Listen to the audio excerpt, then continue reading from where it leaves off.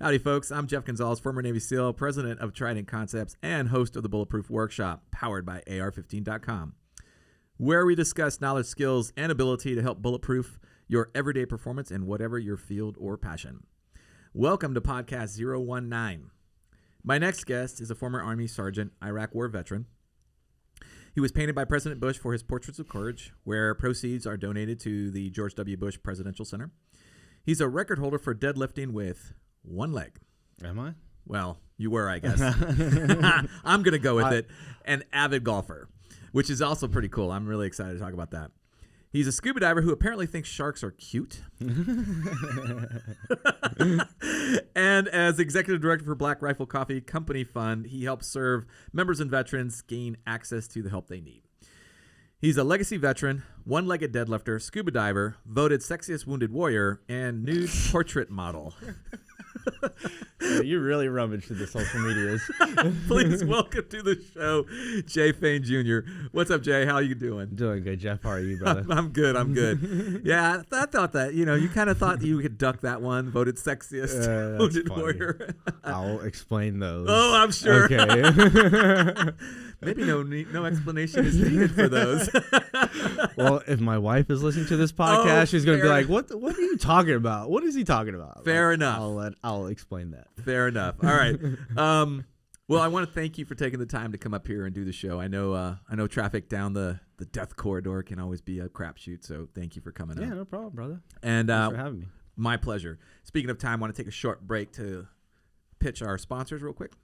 Folks, this show is sponsored by 1776 Insurance. We're talking about comprehensive firearms collection coverage. That also includes your accessories as well as knives. If you've got questions or you want to learn more, please visit 1776insurance.com. And we're back. All right, so we've known each other for a while. Like I can remember back when you were down here at Rogue, and then you've kind of moved on to greener pastures, so we'll get to that. But where'd you grow up? Where do you hail from? Oh, well, Army brat, Jeff. Ooh. So my dad did a full 36 years in the Army, 71 to 2007. I was born in 84 and out of Fort Bragg, North Carolina.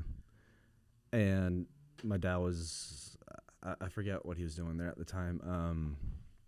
But, yeah, just his Army career. Wherever he went, we went for the first 20 years of my life. Wow. Between all over the United States to Germany to Korea and back to the United States. And then I joined the military so my family moved, or my dad retired in Columbia, South Carolina. Nice. Last duty station was Fort Jackson. Nice. And so when we moved there in 2004, I was finishing up the last semester of school. I was going to school. Intent was to join the military after I was done with that last semester, or at least look into it. I wasn't really sure just yet. I knew I was going to join. I didn't join right after high school. Nice. So but I wanted to do the college route, see what other options are, because my dad encouraged it. Smart move. And but he also encouraged, like, hey, if you wanted to go the military route, always let me know. He never pushed it in my face. Nice. We come from a family of, my dad, his dad, my uncles, all military, Army, Air Force, whatever, veterans. And so we moved to South Carolina and then went to school. And the last semester I was in 2005. Yeah, 2005. That early 2005, one of my best friends from high school, Sean Maher, he joined the Marine Corps right after high school. And he got killed in Iraq in 2005, early 2005. I'm sorry to hear that. It was unfortunate because literally it was his last days there before he was going to come back home. Actually, their unit was going to help with the tsunami efforts that was happening at the time. Yeah. And then coming back home, it was his last days in Iraq. They've already been there for months, whatever their rotations are for the Marine Corps. Yeah. And when that happened, they did the funeral, and then my dad came up with me. I told my dad, I was like, Dad, I just can't do it anymore. That's the second friend from that I was in high school with that got killed in Iraq. Wow. I had another friend, Jeff, that was killed during the invasion of Fallujah in April of 2004. Wow. And then Sean got killed in February 2005. Wow. And I was like, my fucking friend Excuse my language. This is an adult podcast, Jay. You can curse. So obviously, yeah, I got very, very emotional because I got a phone call from my Sean's little sister, Katie. She called me like I was at school like early in the morning, like 6 o'clock in the morning in the library at the time. That was before like there was like smartphones and people had their own laptops and stuff. You can go to the school and use their stuff. Like the public library. Yeah. And so I would hang out in there a lot to do my homework either early in the mornings or late at night, or study or whatever. But I was there early in the morning just to print out some papers before class. And Katie calls me and it's like 6 o'clock in the morning. I was like, she doesn't call me. This ain't right. Yeah. I just had a bad feeling as soon as I saw the phone call. It was an old flip phone. Picked up and immediately started crying. She started crying. She was very emotional, and I knew right then and there before she even said it. And then, so we did the funeral. I told my dad, like, hey, like this is around February.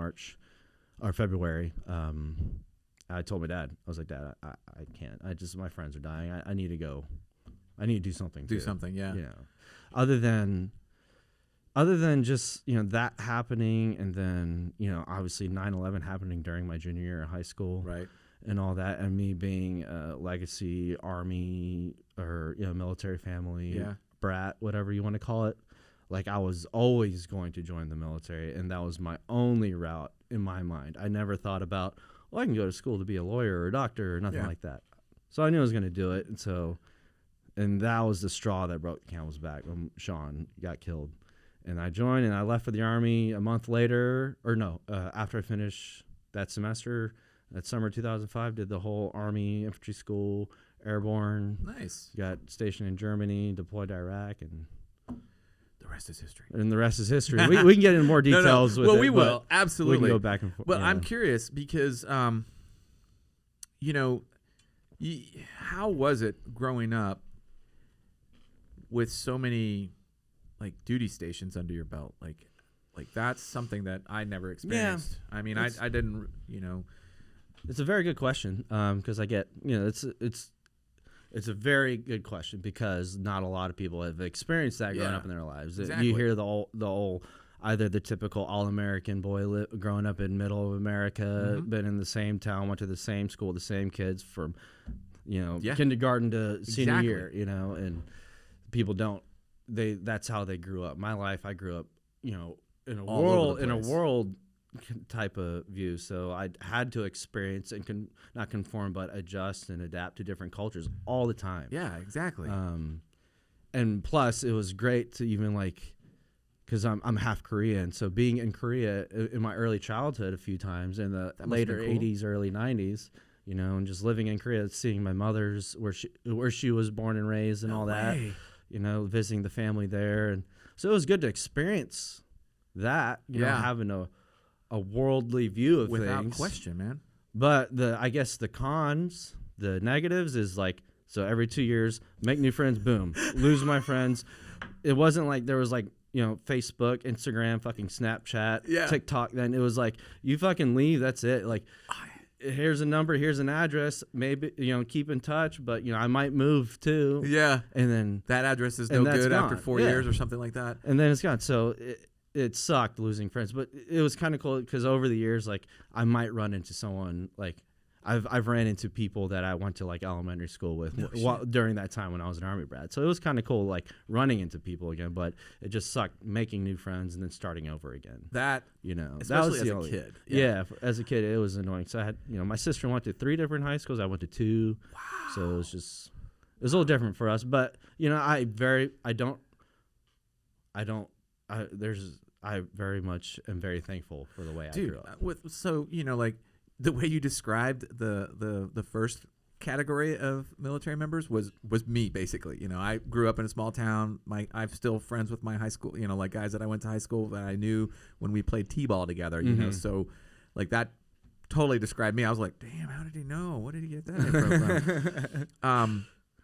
So and my perspective when I got into the military was a bit of a culture shock, having to hit the ground running and go in all that place. So having already traveled the world, almost, and getting to see so many different things at such a young age in my opinion, would be hugely valuable towards your military career. Just having that experience of traveling and I mean, there's the glory side of everything that we do, and then there's the grind. And the grind is, what people don't talk about a lot, or what people don't even know exists. But, like having to pack up and move away from your friends every 2 years does kind of suck. And, the good thing is that, you clearly weren't affected by that, obviously. So, it's not like the end of the world. And you had, I guess the one thing that I would also say was that you got really good at making new friends. Yeah.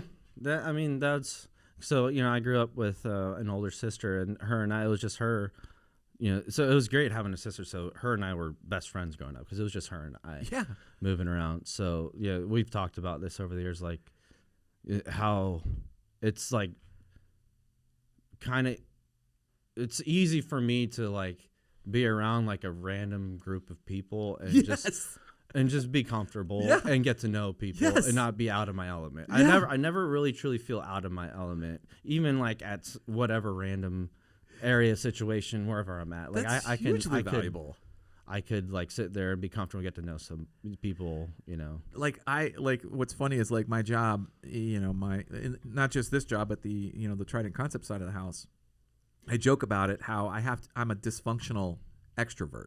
Because I'm an introvert by nature, but my job requires me to be more outgoing, and that's always been tough for me. So I understand that.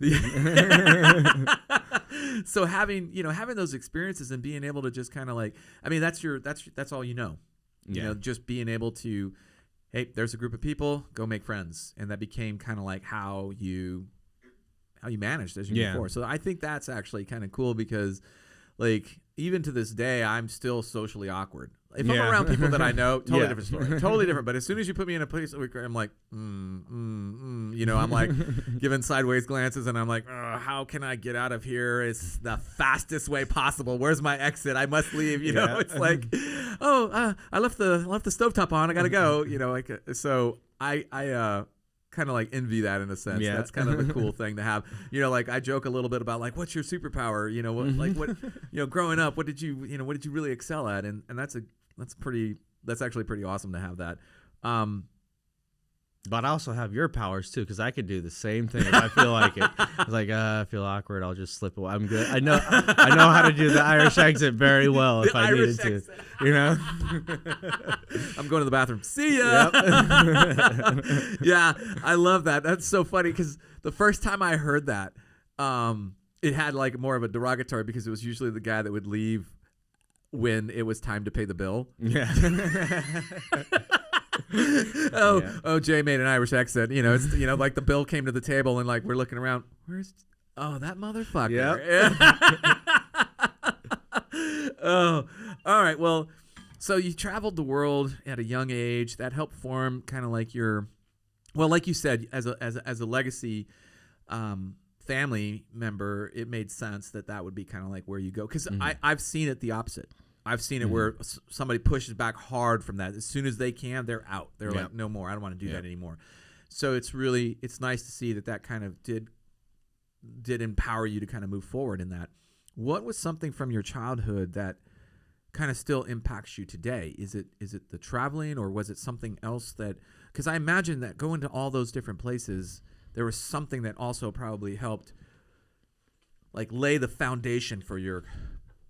I mean, you pretty much hit the nail on the head with like being able to, engage with people that you would normally think, if you saw me, I'm not used to being around those type of people. But that's just I guess a misconception about people that look at me and like the crew I'm around all that. Yeah.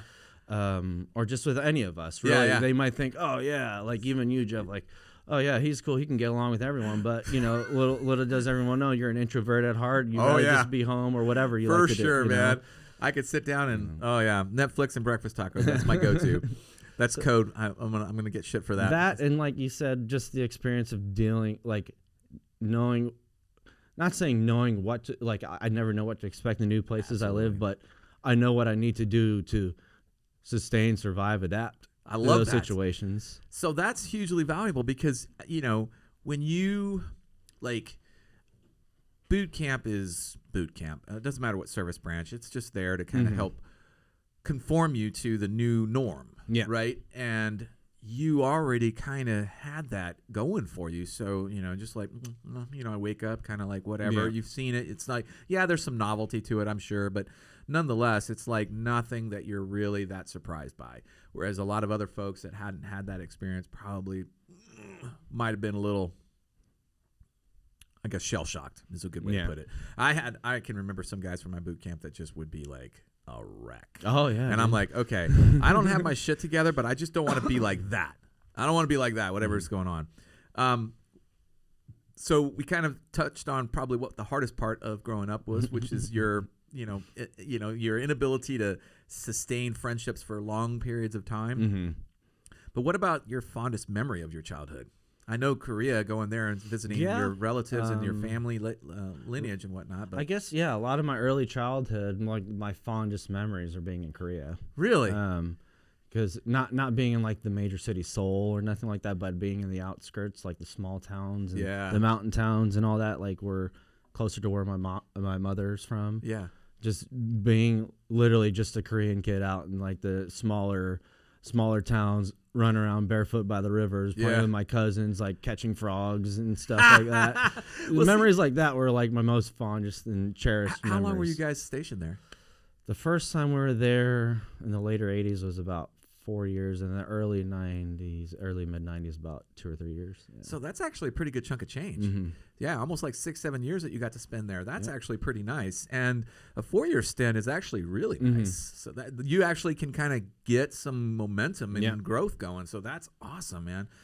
Yeah, because like when I think back to my childhood and like what kind of set me on my path, I think most of it has to do with just being rowdy, rambunctious, outdoors, just kind of like I needed to be there in that sense. And boundaries were not good for me. I could never really find, like putting me in a box was not good. Never went well for me. So I imagine you were somewhat the same. So you are, Army all the way. You get assigned to your unit and then you deploy to Iraq. How was that? No, it was war. I know. Yeah, it was war. No one really knows. Like, yes, was I trained up the best the Army could train me up before I went to Iraq? Yeah, so I was confident in the job I was in. Nice. So I was comfortable there. Big time. That's huge. But just like anyone first time deploying, they don't know exactly what to expect. They hear the stories from either the guys that's been there before, or they see what they read on the news or whatever. And like, I was very fucking excited being an infantryman grunt. Yeah. Fucking going to war. Like, yes, 20 years old. Fuck yeah. Yeah. Gung ho. Let me go fucking kick some doors down and get to the fucking bad guys. There was that aspect of it, but there's also the other aspect of it where, I've thought about my friends that died or people that I know that got hurt. I'm just like, okay, this is some serious shit. Yeah. And I didn't know what to expect, but at least I was comfortable with the job I was in before getting there. And we talk about that a lot in our some of the other podcasts, like that that purpose that we all have leads us to training or getting good at what we need to be good at. That leads to our confidence and comfort. So in those types of situations, like I never find there's always going to be some crazy that goes along with that.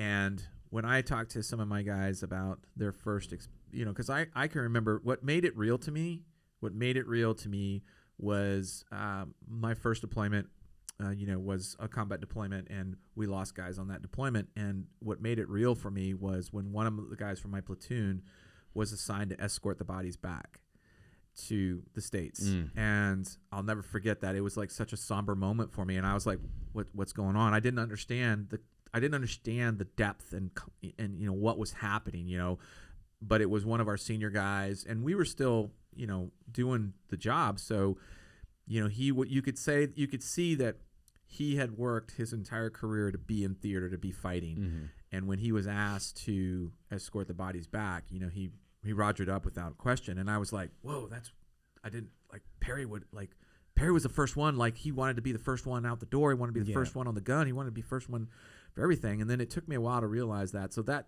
is when it became real for me. That, okay, yeah, this is real. And my excitement kind of waned a little bit at that point, because then it becomes, you're like, oh shit. Yep. I had a moment like that during my deployment. It was like, oh fucking, this is the real deal. It kind of comes at you, and then all of a sudden after that, and it like after that, it just becomes part of your day. Yeah, exactly. You get through that moment, and you're like, all right. And it's not like it made me better or made me worse. It just was an acknowledgement, and there was that thin veneer that was whoosh, gone. Yeah, gone. Yeah. All right, so you're in Iraq. Things are probably pretty normal, I would say, for most people being in a war zone. There's shit's going sideways on you all the time. That's it. When you were wounded, from what I remember, you were like getting ready for some R&R. Yeah. So, I've been mainly in the Baghdad area for almost a year now. It was one of those long 15, 16-month Army deployments we were doing at the time. And I was freaking almost 12 months in, and then it was my turn to go home for R&R. So we're in our outpost in Baghdad there. And how it was set up for our task force at the time for people needing to go out to R&R was, we had our company with a MIT team in this outpost we shared with Georgians and Iraqi Army, Iraqi police, and we had our own little section on this tiny outpost. And we would have to leave from there, and we'd drive up north to Camp Taji, where our task force headquarters was at the time, before they moved into the city, which is the best thing they did eventually. But there was a contingency of our battalion headquarters at our outpost, and even at the big FOB, what was it, Taji? But we would have to, I hated it, but we would have to leave our outpost in Baghdad and get to Taji, which was, if there's no problems getting there, maybe 30 minutes, drive up north at Tampa, freaking get to Taji, get there, and then that's when we would out process. But then we'd have to come back down to Biop in Baghdad, even though Biop was across the fucking river from where our outpost is at. Yeah. So we have to do that. That's how it was set up at the time, until I think they changed it after I got blown up. Wow. It's okay, wait, this doesn't make sense. I don't know if that was already in the works, or after I get blown up, they're like, why would we send them up here to come back down here if they can just go right across the fucking river? That makes no sense. So I have no idea. We're going to say that you were the impetus for that. Yeah. We're going to say that. I'll say I am. We're going to say you were responsible for that. But yeah, just waiting. And I was waiting at the building for one of the other platoons, not my platoon, because we did a rotation. The platoons did a rotation up to Taji to do a reset, refit for a day and night, because that's where all the big PX and the big for sure fucking chow halls and people and showers and shit like that, refit and come back down. So I was going with another platoon up there. So I was waiting for them to come back. Me and the PL at the time, we were both going to R&R at the same time together, so we rode back with them. So it was four vehicle convoy Humvees, and I had a choice to sit in either the first or the fourth Humvee.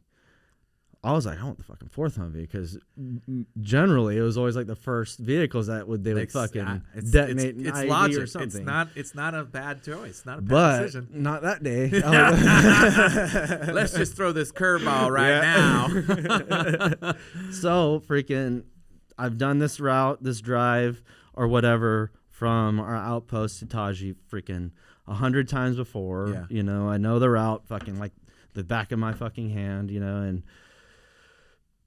get across, because we started on the eastern side of the river, I guess, or it kind of goes into that. So the eastern side of the river, where my outpost is at, it's the old Ministry of Defense is what it was called, that area. And we'd go up into Adamia, across the bridge there, not up into Adamia. That bridge was closed, actually. So we go across the bridge near where we're at, then go up into Kadamia, a big Shiite neighborhood. There's a big Shiite shrine, huge Shiite neighborhood. And generally, it's been very safe for us to drive through there. nothing ever really happened. There's a lot of checkpoints on these routes that we took. There's actually a good, decent, well-maintained outpost or fob nearby where I got blown up. So the area is generally secure for the best that we know. But that route from I can't remember the name of the route. But anyways, it's on the north side of that neighborhood of Katamia, and it goes right into Tampa. And then you make that turn and you go through the fucking gates of Baghdad. You might have seen pictures and videos or been through it yourself. And you hit north and you go into Taji. Yeah. And so I remember getting on that route. And I remember, I'm sitting behind the TC. Yeah. Just sitting, gun between my legs, just kind of doing this, leaning up against the fucking window. Hot as fuck, middle of summer or June, fucking middle as fuck. Just like, I just can't wait to get home. So I can fucking see my family, party, fucking have a good time, whatever. That's all I was thinking about. Halfway fucking asleep, and looking out the window like this, and then next thing you know, my life, like I didn't hear an explosion. It's like I blinked my eyes, and I woke up into a dream. State, that's what I didn't know what was going on at the point. It wasn't like the first time I got hit by an IED, but I never got hit by an IED like that, obviously, because I lost a leg. But clearly, but I've been near or kind of direct IEDs where, like, I might have got my bell rung a little bit, or it was loud. I knew it happened, But this, I had no idea. Like, it's like I just woke up into a dream state. I'm just like, I didn't realize what was going on. Like, came to at first, but this all seemed like probably to me it seemed like fucking forever, but it probably all happened within seconds, or a few minutes. But I remember just kind of like waking up, like, what the fuck is going on? Like, I'm looking around, I'm hearing like pop shots outside, I'm hearing screaming, I'm seeing smoke. So obviously after I'm fucking coming to somewhat, I'm like, fuck, we just got blown up. So first thing in my mind is like, I was pissed off. I was fucking mad.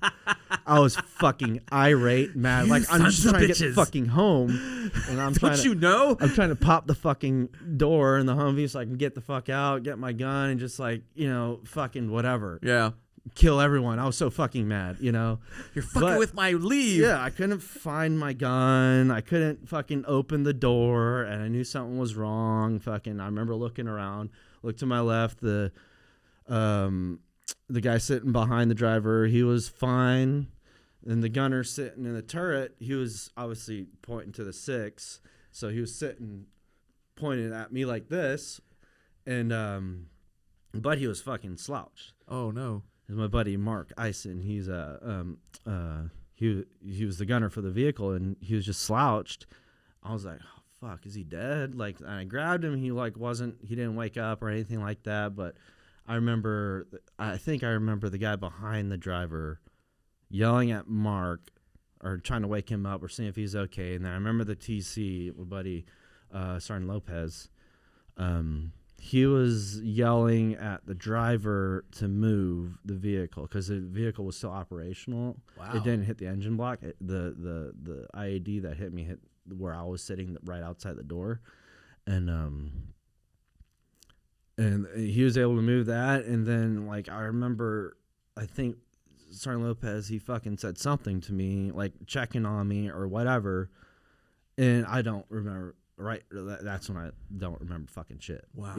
The next thing I remember was waking up in the hospital in Baghdad, the cache out there with my dad there, because my dad was a contractor in Baghdad at the time. Oh, and I woke up with him at the combat support hospital there. Man, that must have been pretty surreal to see your dad standing there. So,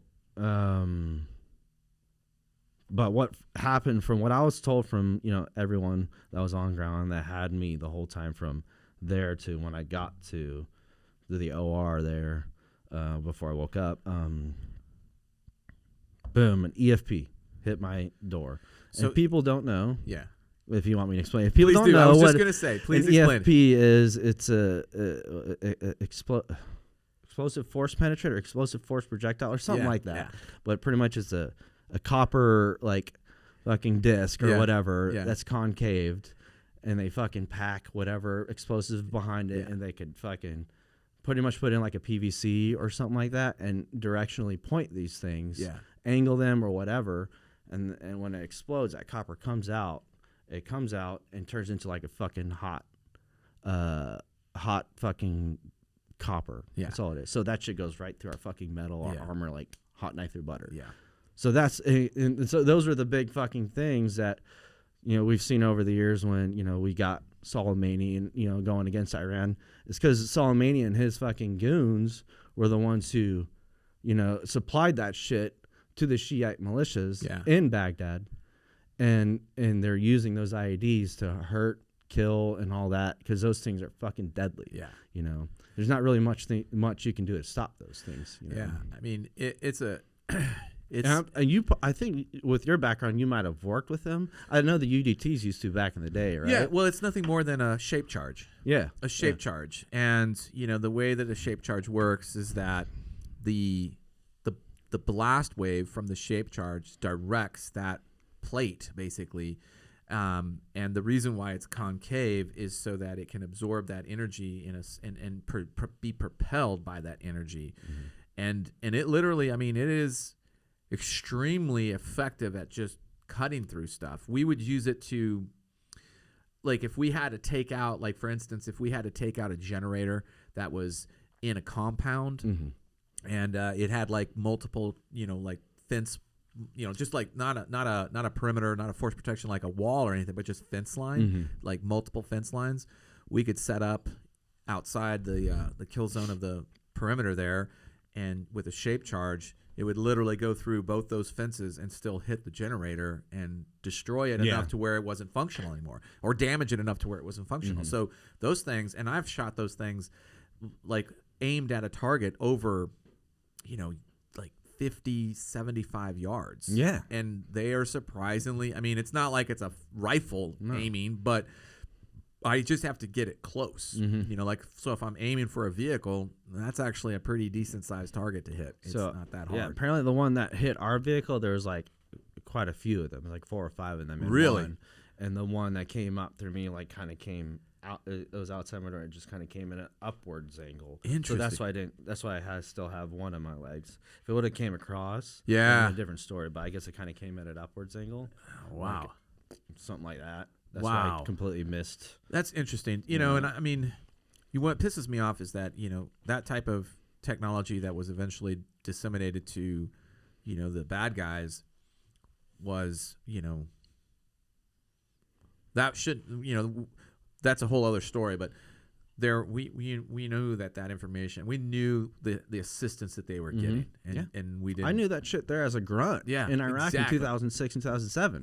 Yeah. It's not a surprise where that technology and information came from, and the assistance as far as because getting that stuff is also the problem. Yeah. It's not it doesn't like you can't just use a mortar shell to propel that. You have to use high explosive. Yep. You have to use a certain type of high explosives that has the right brisance levels that will do if it's the wrong, because explosive detonates at different wavelengths. Mm-hmm. And so if it's too slow, it won't do the job. If it's too fast, it'll burn up the projectile itself. So it is simple, and yet it's also complex. Yeah.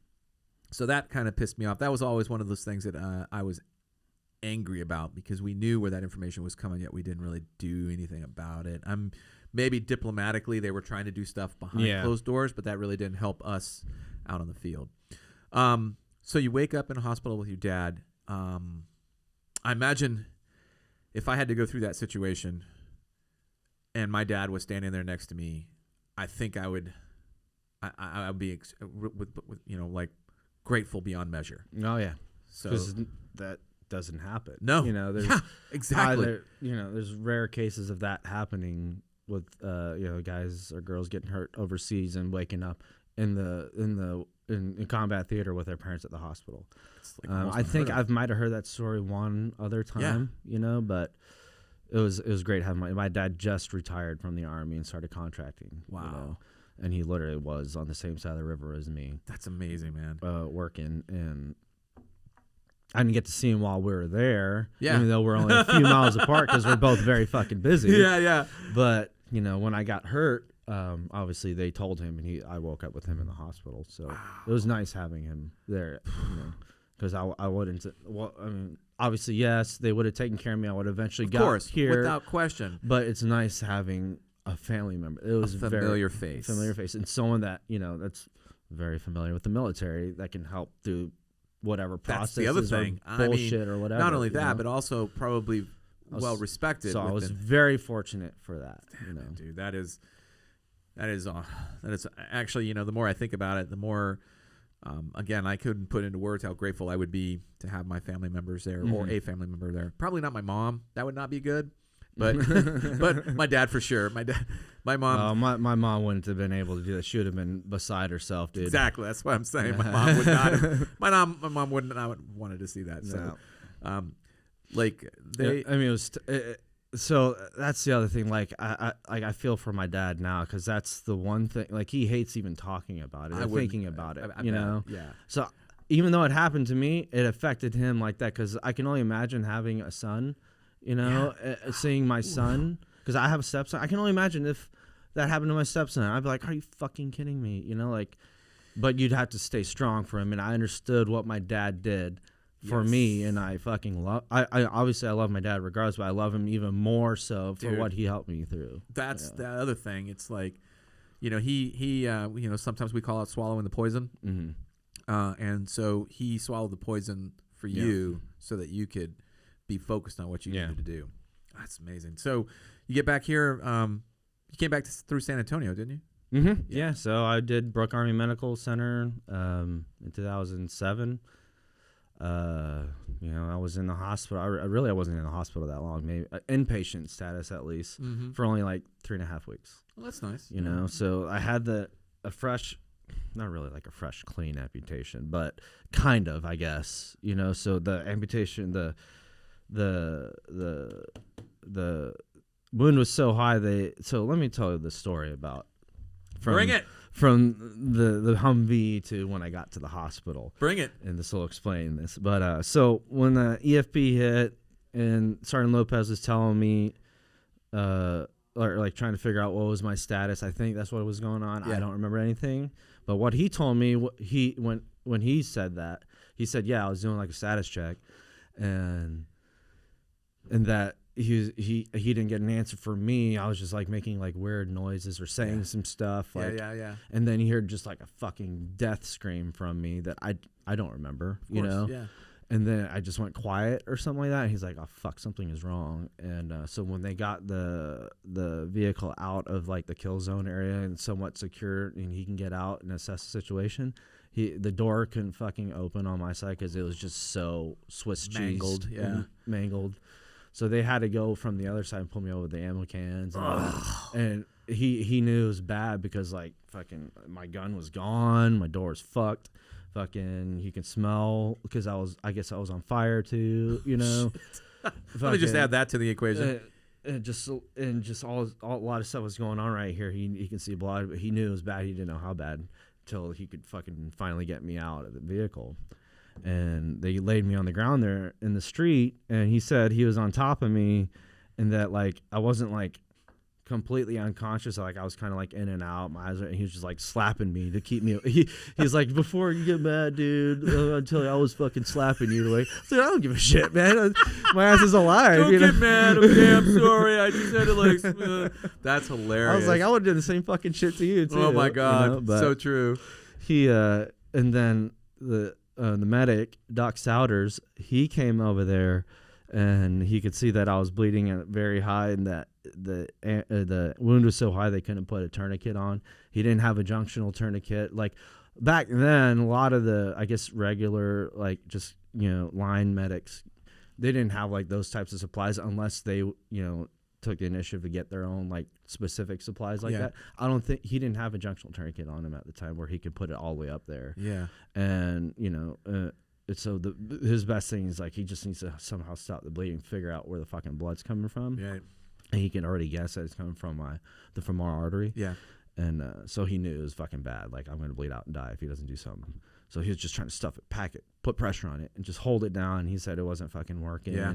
But he said that he had just ordered some clamps for himself because that wasn't standard issue, I guess, for them. That's so weird. Back then. But I think it is now. All that stuff it is now. So much stuff has changed. Yeah. So much stuff has changed. So he had some clamps on his own, or it wasn't standard issue, or if it was standard issue, they didn't have any. But he had got some on his own, on his person.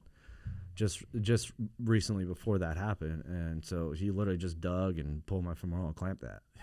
You know, taped it on me and stabilized me enough to move me to the nearest aid station. Wow. You know. So I also heard too that they had to make an exception for the medevac because they had there was some restriction on air movement. Air movement. Yeah, the weather was red or black. Or Yeah. You know how it was over there, man. Yeah. So flying, like, it was just, if it's any type of bad air, they don't fly them. Yeah. You know, unless there's specific cases, which mine was. Yeah. And I was so close to the cache that literally it's just, you know, fucking just hop up and over him and fucking back. Yeah. You know, so it was just one crew. They didn't fly with a wingman. Yeah, they just do it solo, which is really rare. And very rare. Very rare. You know, because I guess they were on standby. If they had a wingman, maybe they weren't ready, or they were already ready. It's like, we're just going to go get him, come back real quick. Yeah. You know, since he's just right there. I'm guessing that's their... I don't know if that's the exact... Because I've never actually met that crew. Oh, that would be interesting. You know, I'm wondering, too. Like, I'm wondering also... Well, part of me can't help but wonder if it was also kind of like their version of triage. Like, hey, if we're going into this bad weather, it's best to lose one bird, not two. Yeah.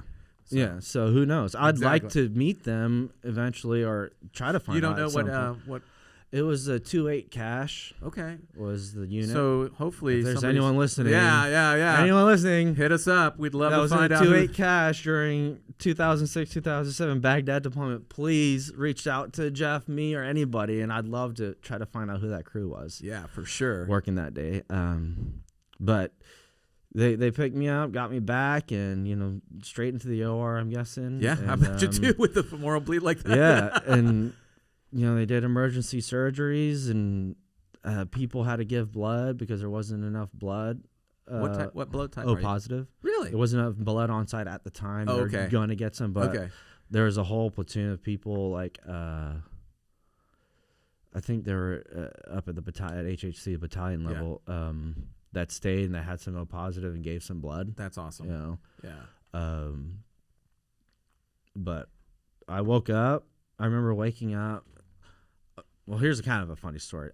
What I don't remember waking up, I guess the first time I did actually wake up was, you know, my dad was there. You know, surgeons went, you know, I made it through. Yeah. You know, and I was just sitting there and coming out of fucking surgery. I'm laying in the bed, and my dad was like, you know, hey son, how's it going? Trying to wake me up calmly, I guess. That's what he said he was doing. He said I just kind of like woke up like fucking pissed, like someone woke me up from like a nice nap or something. He said I woke up fucking pissed, and like he said I saw my dad and I said something. I'm like, went back to sleep. Gave him the fucking middle finger. Yeah. And my dad just started, he said, like, the other people that were standing around, like, what the fuck? You know, my dad's like, oh, no, it's just my son. He's good. He's good. He said when he saw that, he's like, oh, my son's going to be okay. Yes. That's hilarious. I don't remember that at all. I don't do well under anesthesia. I'm told I don't do well. I went under anesthesia for like a surgery one time, and I had to go back in because there was complications. And it was nothing major, nothing dramatic, but the complications made me go back. And the doctors were like kind of a little reluctant or hesitant because apparently when they put me down, or when they gave me like they gave me the initial meds to kind of put me out to get the IV started, and then they wheeled me into the operating room. And when they were strapping me down and all this other stuff they were doing, like I was still somewhat coherent to all of that, and I was like, oh no, that fucking shit ain't happening. I've got all combative and started, you know, swinging and grabbing people, and the line came out, and they were all like, so like, we just want to make sure that you're okay before we start to do any aid on you right now, because the last time you actually apparently I did hit somebody, like I did make a connection with somebody, and so it was like bad, I guess, like you know, they were upset at me. So I mean, apparently that happened a lot with a lot of us. Yeah. Because I was told that I kind of got angry at it coming out of surgery a couple times. And obviously, I don't remember that shit. I don't remember any of that stuff. You know, but I would guess, really not just. I've been in a fucking war mindset for almost a year. Yeah. They're trying to get me out of surgery. So I'm pretty sure my psyche at the time wasn't like, oh, I'm just gonna wake up, have a fucking coffee, you know. Can I have my pastry now, please? Yeah. No. So That's too funny. Quick word from our sponsor. We've been working with the folks at 1776 for comprehensive insurance of our firearms collections, and I'm really happy with how things are going so far. And one of my concerns is with the amount of commuting that I do with my firearms collection. What happens should my vehicle be broken into or stolen with my firearms? And there's reason to have this concern because there's 800,000 vehicles stolen per year in America. So it's not, it's a little bit more common than we might think. What I mentioned earlier is that they have a comprehensive insurance plan, which is that they will cover your firearms stolen out of your vehicle, or should your vehicle be stolen, cover the firearms that were in the vehicle. So that's pretty reassuring in a sense. So I've mentioned this before, but the process to apply is pretty easy. Approval is pretty quick. They do not require you provide a itemization or serialized numbers. There's no appraisal or schedules that you have to provide. So really all you want to do is just make sure you have proof of ownership, and that's it. So if you want to learn more about the folks from 1776 and insuring your firearms collection, visit 1776insurance.com. Okay, so how was it like readjusting to life after that? I mean, it's been 15 years since that, a little 15 years, and very interesting. Like I didn't know what I was going to do because my identity was gone at the time. I hear that. So I was just like, fuck, I'm in an identity crisis right now. I went from being a grunt army guy going straight to fucking wartime theater, the fucking one of the worst times in Iraq. Yeah. I think probably the worst times in Baghdad at the time. And the patrol schedule was so fucking crazy for us at the time over there. They didn't that's when they implemented like the new plan or new mission, like early 2007, where they wanted fucking patrols happening constantly. People in sector all the fucking time, every day, all day. Presence all day and night. And so patrol schedules were fucking crazy. It'd be 3-4 patrols a day and night, man. And then you wouldn't have like it. It got to a point where we're like the platoons and the companies were spread so thin because it wasn't just our sectors were patrolling. They also had the fucking joint security stations with the Iraqi police, so they would pull guys from that to go help with that stuff, or they'd pull more guys for PSD stuff, or like the battalion level or brigade level, whatever people. And so we're fucking thinned down in our platoon already as is. Wow. And how we had to operate on our outpost was, obviously, we had our shit that we had to maintain. Yeah. But then we also had to, secure our own area. So we had our own like gate guards and shit. So that's fun. Yeah. So we had to take care of that. That's awesome. So there's, that's actually doing the gate duty for me at the time was the break from war, because that was 1 week of straight like 6 on 6 off. And I actually didn't mind. It was just going out there, standing at whatever post I was at there for 6 hours, and then coming back, fucking sleeping, eating, whatever for 6 hours, working out, and going back. I absolutely love that. That was the only time I actually had a structured time. I know. Yes. Other than that, patrol schedules were like I said, fucking 2, 3, 4 times a day and night. We might do, and they're small, they're short. Comparatively short to what we were doing before. We were doing day on, day offs, and the days we were patrolling, we were pretty much out there like all day, kind of ish, and then come back and we're off for the next day.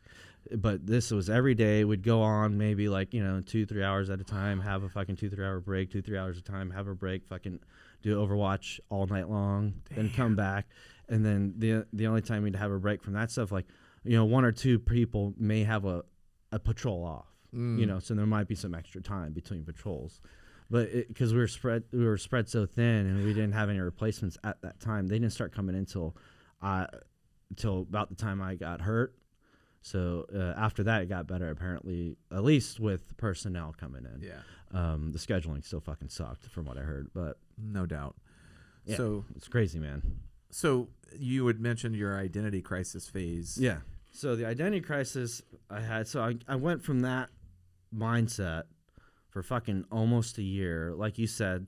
So like what got me to that mindset, like you said, there was like an oh shit, like oh fuck, this is war. I gotta put my big boy pants on. So we're out on patrol, and the initial area that we're patrolling was around Solder City. Oof. We weren't allowed into Solder City at the time. Yeah. So we were just kind of outside around Solder City area patrolling for a couple weeks, few weeks. We saw a few things here and there, but nothing like death-defying scary yet. To me, like it might have been death-defying scary to like normal people, right, but nothing. I'm like, okay, this is not going to kill me right now. I hear what you're saying. Yeah. But we're just on just a normal, just fucking presence patrol, and we just cordon off a street, and we're just doing cordon and knocks, just knocking on people's neighborhood doors, just talking to people, just seeing what's going on in the area, and. So for vehicle convoy, we just closed off 2 streets. 2 Humvees were on one end of the street, 2 Humvees were on the other end, blocking off all vehicle traffic at least, and watching the foot traffic come in and out. Just in case if it's because people live in these neighborhoods, you can't just be like, no, you can't fucking come in here. We'll check them. Let them in, let them out, whatever. And right at that exact same time, like a school. Just got done for the day, and we're right across the street from a school, so all these fucking kids walking around the street and stuff. And it was just seeing it was kind of nice just seeing like a normality over here. Yeah. It's like, there's people just going to school.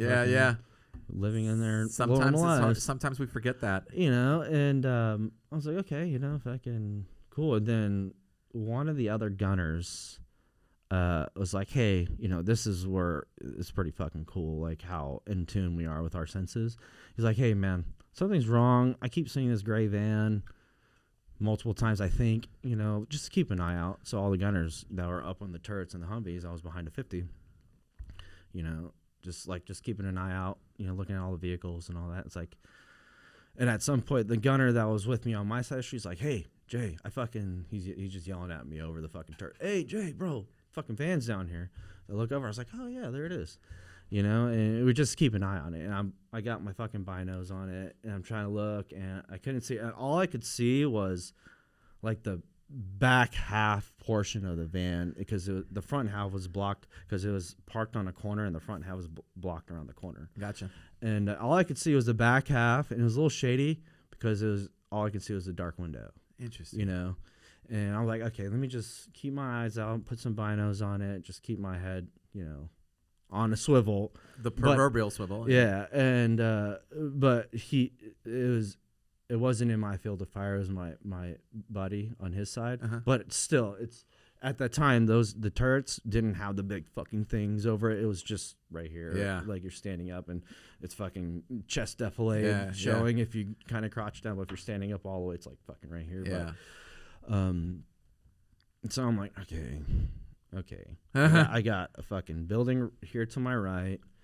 I have the street right here in front of me, and I can see kind of behind me where this fucking car is at. Yeah. Or this van is at. I kept looking over, had my binos, just looking, fucking might point my gun down there every once in a while just to see what would happen. Yeah, nothing. And then few minutes go by, all these kids were still fucking all over the place, so like anything shit hits the fan, we can't just fucking spray and pray, right? Yeah. Oh man.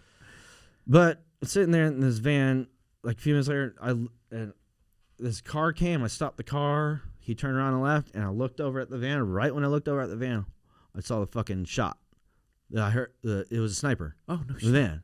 Zoop. Right next to my face. No shit. I ducked down and I said, sniper, sniper, sniper, and fucking all the dismounts were in the buildings and stuff. Oh shit. So we couldn't just leave and go after the motherfucker.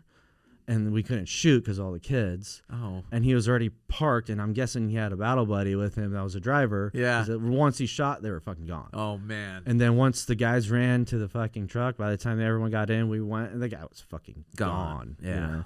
And I was like, that was my oh shit moment. No kidding. Yeah. That would kind of get it going for me, too.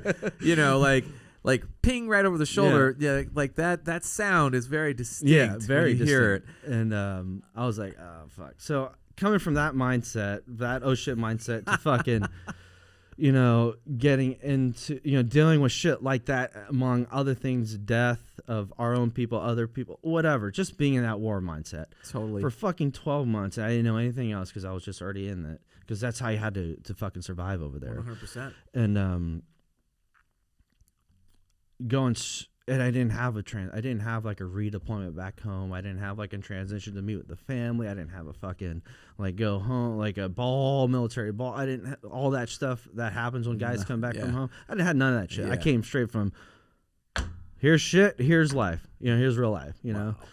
So I was in an identity crisis for not longest time, kind of very early on. Like, fuck, man, what am I supposed to do now? Yeah. Like I'm out of the hospital. I'm outpatient status now, living out in a guest house area in Bampsey with my mother. I only have one leg. I'm fucking 22 years old. What the fuck am I supposed to do now? All I ever known was fucking Army. Yeah. I didn't have a contingency. Oh shit. Dude. I didn't have fucking shit. Well, who would at that? I mean, you know, really thinking about it, like, I mean, who would? Yeah, because you know my life, like Army. Whatever, that's all I knew. Yeah. Like, and I didn't have a fucking contingency, so I was in like a huge identity crisis early on. Like, what the fuck am I supposed to do now? Yeah. You know, yes, highly emotional, fucking crying all night long, couldn't fucking sleep. Oof.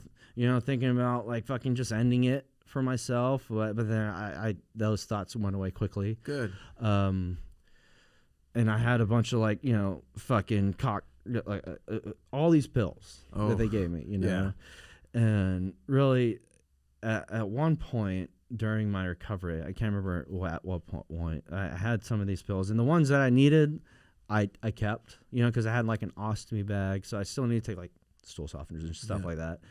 But the pain meds, I literally just threw it the fuck away in the trash can. Good for you, man.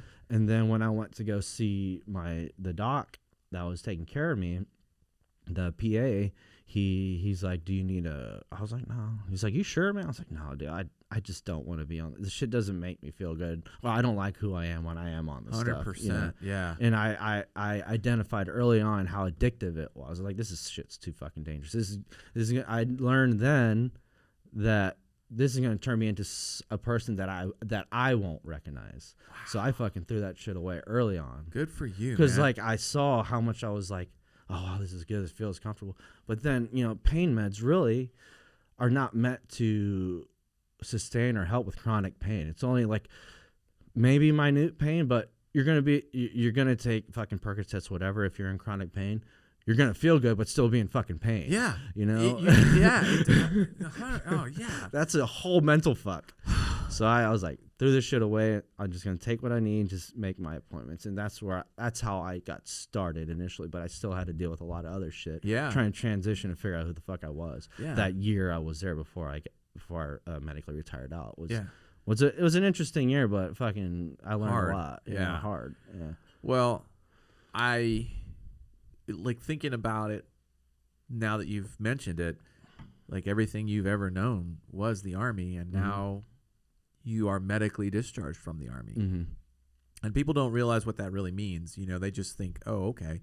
But really that means that you are medically retired is a nice way of saying you're out. Yeah. Very nice way of saying yeah, nice way. Yeah, nice. It sounds nice. Cool. Here's a medical retirement. Yeah. Thanks for playing. Yeah. See you later. Yeah. When you're in, you're a guest. When you're out, you're a pest. Yeah. That's what that is, dude.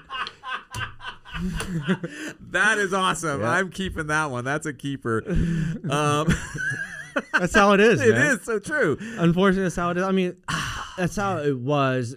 I think what I've noticed with the things I'm doing now with work and what I'm seeing, like how the military is helping with transition with some of the programs they have now is better than what it was fucking 15, 20 years ago. I hope so. I hope that we've learned things. I mean, you kind of have to give everybody the benefit of the doubt. We weren't prepared for that type of scenario. And like anything, the Army, the Navy, any of the services, they move at a glacial pace when they do recognize change. it takes forever. Mm-hmm. And then just as soon as we do make those changes, we're needing to make new changes. Mm-hmm. And it's just that perpetual cycle. So during that time period, like, did you have an idea about what you wanted to do? No, man. Not a fucking clue, dude. God. But you did have kind of a contingency plan because you did go to college. Yeah. You did at least have that. The one thing that, obviously fucking helped me in the very beginning that I'm very fortunate about is like having a family, a strong family, Man, dude. The guys that didn't, like, or girls, or not just guys, females got hurt too. Like the people that didn't fucking like have a family or like a strong support network, like it was harder for them. They had nothing to lean on, dude. And so that's why guys like you and me, we got to take care of each other and shit like that. Without a doubt. So we did a lot. I did a lot of that with some friends and stuff, and we kind of made like a good clique of fucking friends. Yeah. All of us wounded guys, either missing legs or blind or burnt or whatever. We all had like a core group of us that just hung out all the time. Absolutely. Helped each other out. Yeah. I mean, and it's not a surprise, because in every major engagement or conflict or war, that has been sort of like a go-to, is that the veterans themselves band together and take care of one another. Mm-hmm. And it's always been that way. It's nice to know that, but it's by necessity, because there's a significant gap or hole that is not filled, and the only way to, like anything we do, take the initiative and make it happen. So we typically, that's how so many guys get through, is by having a support network that ends up being kind of a, maybe not it's an ad hoc support network more than anything, because it's not familiar, it's not family of sorts, but it's still an other family. When you again, you are right, that was hugely valuable to have a strong support network like you did. Did that also kind of, I guess, encourage you to try to create something like that for others? I mean, initially, like, I'll tell you, I'll be fucking honest. My initial mindset when I got out, or at least that first year before I actually got out, like, let's say, I'll just break it down, like, because I got there in July 2007. Yeah. And then I medically retired, had my fucking DD-214 in hand, like, June of 2008, and I was fucking back in South Carolina shortly after that. So I'll just break it down like 6 months segments. The first 6 months, obviously surgery, therapy, recovery, figuring out some kind of identity, healing, big time, getting fitted with a prosthetic, learning how to walk. I got to some of that first 6 months, kind of learned how to walk, still didn't know what the fuck I wanted to do, but I was to a point where I healed and I was going to therapy, like I had a routine. Nice. So I had a routine. I was doing stuff. But the other the other thing I was really doing for myself, I guess just like any young kind of single 22-year-old, I was fucking drinking, partying all the time. And I just came hard back to blame you for it, though. I was in war. I had nothing. And I was like, fuck, I'm back home. I was have fun while I'm here, have a good time. And really, because of a situation being out at a bar with friends is really ultimately the reason why I got my ass up walking. There's two stories I tell, I guess, kind of tell. One's like kind of the truth, and one's the absolute fucking truth. The kind of truth is like, I didn't know, like the motivational truth. Okay. Like, inspirational truth, I guess. Really, and it's true, but not like 100% true. Yes, I did do what I had to do and realize that I needed to get better in order to sustain and be independent my whole life during the process of going to my appointments and all that stuff. But really what the fucking the light bulb that fucking turned on in my mind was me and a bunch of friends of mine that, were either in wheelchairs or on crutches, wearing prosthetics, not wearing prosthetics, blind, burnt, all different types of injuries, all sitting around in this bar at our table. And from where our table was to where the bar was at to where we ordered our drinks was maybe 10, 15 feet away. Like, it was very close, like from here to, behind where Kevin's sitting over there. Got it. And so I went up there and I was like, hey, let me get the first round, guys. My treat, because we did that. Yeah. And so I went up there and they told me the drinks, and get a couple trays of shots and liquor, beer, whatever. So, but at that time I wasn't wearing a prosthetic and, I was just on my crutches or either in a wheelchair, but I was on crutches that night. Got up to the bar, ordered the drinks, it was like 2 or 3 trays of just fucking drinks. And like now that's not fucking hard for me to do. Like, let me go fucking hand these drinks to my friends. Yeah. It's not a big fucking deal. Yeah. Then it was. I was like, it hit me then, right there. I was like, fuck, how am I supposed to get all these drinks over there with these crutches in my fucking hand? Fuck, man. So, like, I asked a bartender or a waitress, I can't remember, like, hey, I need help getting to my friends over here. So I did that. And once I did that and I sat down, and I remember, like, I'm fucking 22. I couldn't grab a couple of trays of drinks and walk 10 fucking feet to hand it to my fucking friends. Like, I couldn't do that simple task. I had to rely on someone else to fucking do that shit. Oh, man. Dude. So that's what hit my fucking mind. It's like, I thought about that really hard that for a good, 10, 15 minutes just sitting there, fucking smoking cigarettes, drinking beers. Fucking, I'm like, just sitting, just kind of quiet. Remember, just hanging out with my friends while everyone's bullshitting. But that was on my mind. No. I was like, I'm 22. I'm not dying anytime soon.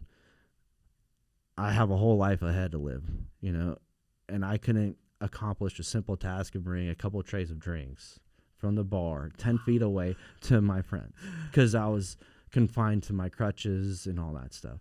I didn't have my hands. Yeah. And that hit my mind that night, dude. Ever since from that day forward, I was like, I got to figure out how to be hands-free, walk around and get my shit together so I can fucking move on. Yeah. Literally. It was that's the real reason why it got me fucking going, dude. That is awesome. First of all, I mean, yeah, it's like I need to contribute to my friend's alcoholism, but I can't. Yeah. Damn it. I must find a way. But that's awesome. And everybody comes to that road on their own terms. Mm-hmm. And like you said, there's the pretty version. And then there's the truth. Yeah. But the truth is the most important part because it was because you couldn't do something for yourself, but for your friends too. Yep. That really was the motivation to get going. And that's awesome. I mean, I think that again, that's why that bond exists. We talked about this beforehand, the camaraderie, that we miss in a sense. It was present on that table, and that's part of what lit the fire to kind of get you to get that shit together. All right, so now you're moving. You're becoming independent and hands free. Mm-hmm. I like that. What happened then? So yeah, ever since that night, and got making my because before really that night, I was making my appointments, but sometimes I didn't feel like fucking going to my appointments. Surprise. And they did hold us accountable at the time. We did have they just started a warrior transition battalion, wounded warrior battalion, whatever they call those things. Yeah. And I did have a squad leader, platoon sergeant, a whole there's a chain of command. Chain of command. Yeah. They just started it up, and it's a new thing. It was good. I'm all about holding people accountable. And at that time, I had a squad leader, and he would hold me accountable. But I tell him, I'm like, fuck it, I don't feel like fucking going, dude. I mean, at that time, I was, I just got promoted E5, sergeant, and fucking, I lost my leg, and I was already getting out of the Army anyways, and fucking, what are they gonna do? Fucking fire me? What are they gonna do? Fucking throw the book at me? You're gonna give me weekend watch? Yeah. What the fuck are they gonna do? I was like, I don't feel like fucking going.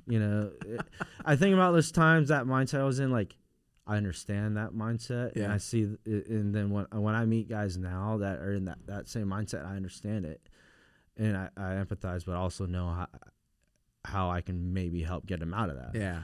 But I fucking wouldn't make my appointments. But after that night, I started making my appointments. I started, making it happen, making it fucking happen, and then I got fitted with a prosthesis. Or I was already fitted with a prosthesis, but I was using my prosthesis more.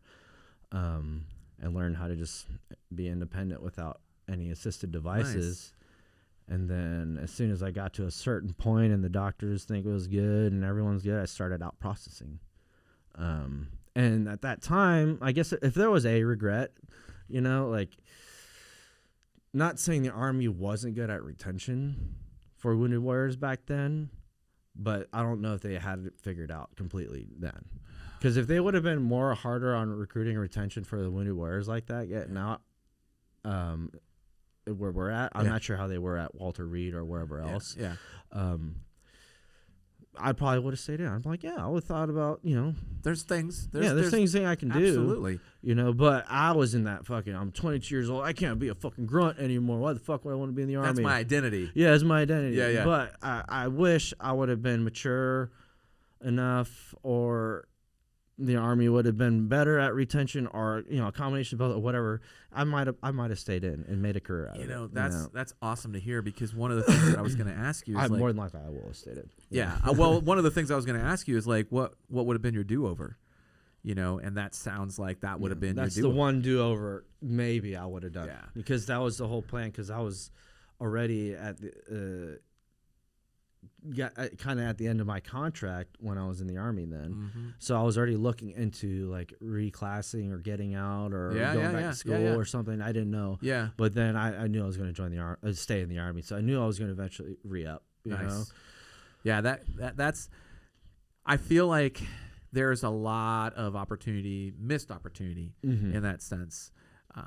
But like we were talking about earlier, when they do recognize things and they make the changes, it takes some time for those changes to really take effect. Yeah. So how did you get involved with the Portraits of Courage? So that was pretty interesting.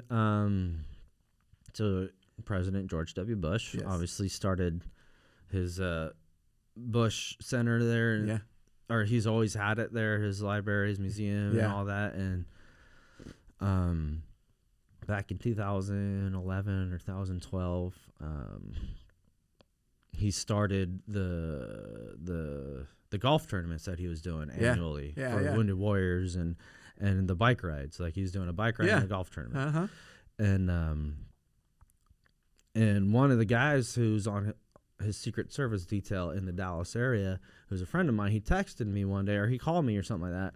He was like, bro, like, he was telling me, the boss is freaking starting this golf thing, and I know you like to play golf. So I've been playing golf since I was like Peapod, yeah.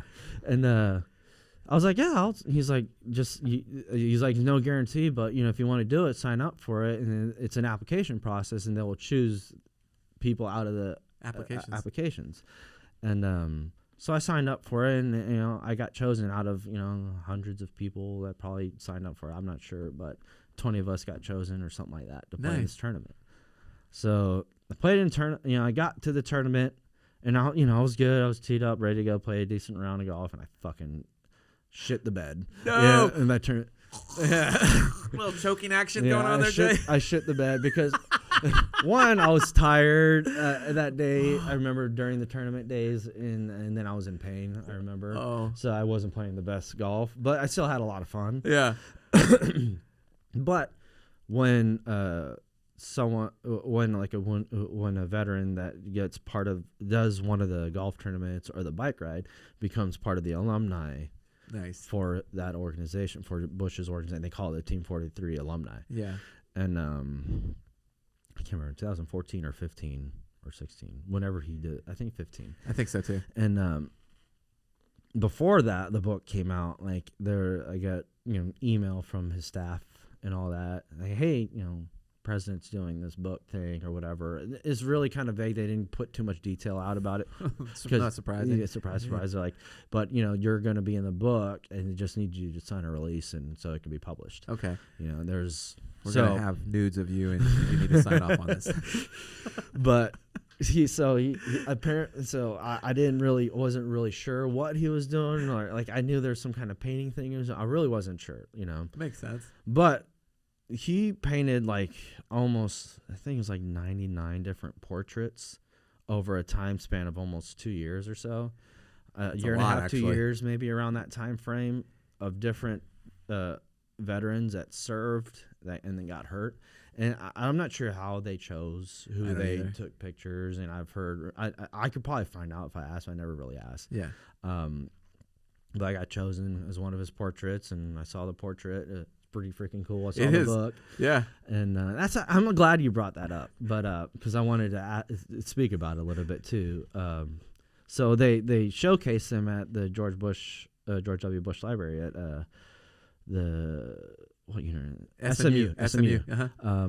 In Dallas, and so we went there and showcased it, and there's a news crews and all that talked about it, the book and all that stuff. So fucking the whole point of it was wanted to showcase the sacrifices that all these veterans made, and to really showcase and realize the sacrifice that were made so that legacy can live on. Absolutely. Of what and why we do what we do. And it was like, I guess it was like the #1 best-selling fucking artist book. Wow. Or something like that. That is awesome. And so it was cool. So ever since then, those portraits were traveling across the country to different museums and all that, different exhibits. Yeah. And then I guess 2019, 2020, when COVID happened, they went into storage and they just kind of, I don't know what was happening with it. And just recently, like within the last week or two, my buddy Mike Rodriguez, who's he's the lead for GWAT Memorial Foundation. He calls me, or he's messaged me on Signal, and he's like, he has a selfie with him and my portrait. Because he's one of the portraits. He's the fucking face. The book cover. You know? But he has a selfie and sends it to me, and I look at it. I was like, oh, awesome. Where the fuck's that at? He's like, it's at the Truman Library in Kansas City right now until the end of the year. So anybody is in Kansas City area, go to the Truman Library. You can see the Ports of Courage. It is a pretty cool exhibit. I haven't seen it myself. I would like to go and see it. But I've seen a lot of the print on it, a lot of the press releases on it. And and also I think what a lot of people don't know is that the proceeds from that book went directly to not just his museum, but also the initiative that he started that help the wounded warriors, both in various parts of their life and their needs. So that's another huge advantage to it. And I'm sure we'll post some links up and whatnot to kind of encourage people to go check it out. I also am curious. Did he paint the picture? Did he paint the portrait from a picture? This is a very common question. People are like, were you fucking standing there naked in front of him posing? No, it wasn't that. He had still shots from the events we're at of us, and he chose certain still shots, I guess, and used that to paint the pictures. But wouldn't that have been cool if you could have just stood there? Standing there. Yeah. Like in all your glory. Well, I mean, I'm not I'm not saying that. I'm sure in many ways that was cathartic for him, and it was So for him, being president during 9/11 and then coming out of that, and like the decisions he had to make during that time up until the end of his presidency, were some major fucking historical decisions that he had to. I couldn't imagine having a fucking job like that. Dude. It's like he's making decisions that could ultimately affect the lives of many people, but he has to make that decision for our country. Yeah. And that's weighed on him. So he did stuff like this to help his personal transition. Without question. I mean, whether right or wrong, the bottom line is that is a lot of weight, a lot of weight to carry on your shoulders.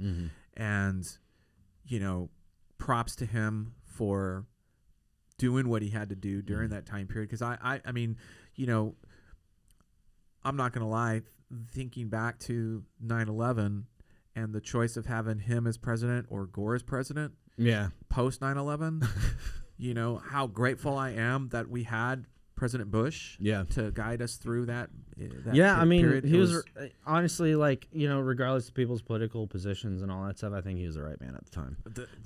Without question. Of those two choices, 100%. 100%. And I think he did the best he can with what he had. It's easy. There's going to be it's so easy to criticize from this side of the fence. You get all the rumors or whatever about he could have done something early. He could have done this or whatever. Yeah. It doesn't fucking matter. He worked. I guarantee you, knowing him or just seeing him and even talking and getting to know him, I guarantee he made the decisions the best he can with the best intent, as a person. And he could have been Al Gore, he could have been Barack Obama, he could have been Joe Biden. If I would have met him as a person, and I think that regardless of their fucking political positions, okay, cool. Awesome. I respect you and trust you as a leader. I don't care what fucking party you are, but you made some good decisions, and I respect that. That's the hard part, I think, in today's polarizing society is to recognize that it's not an easy job.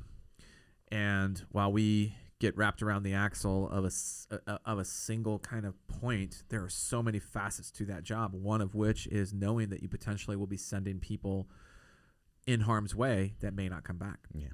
I don't care who the fuck you are, what party you are as president, whatever.